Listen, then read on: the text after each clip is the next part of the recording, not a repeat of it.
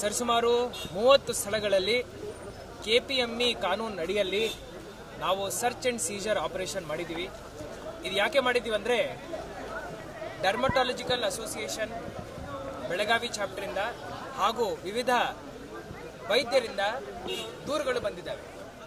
ಏನಂತ, ಸಣ್ಣ ಸಣ್ಣ ಅಂಗಡಿಗಳಲ್ಲಿ ಡರ್ಮಟಾಲಜಿಕಲ್ ಟ್ರೀಟ್ಮೆಂಟ್ ಕೊಡ್ತೀವಂತ ಬೋರ್ಡ್ ಹಾಕ್ಕೊಂಡು ಮೆಡಿಕಲ್ ಪ್ರೊಸೀಜರ್ಸ್ ಮಾಡ್ತಾ ಇದ್ದಾರೆ.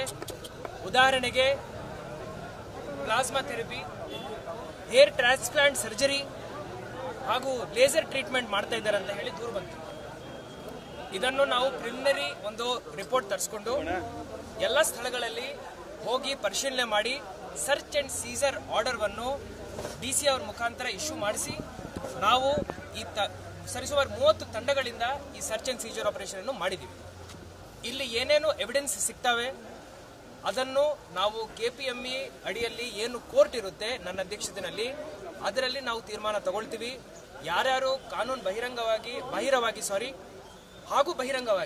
ಈ ಎಲ್ಲ ಕೆಲಸಗಳನ್ನು ಮಾಡಿದ್ದಾರೆ ಅವರಿಗೆ ಶಿಕ್ಷೆ ಕೊಡಬೇಕಂತ ಹೇಳಿ ನಾವು ನಿರ್ಧಾರ ಮಾಡಿದ್ದೀವಿ.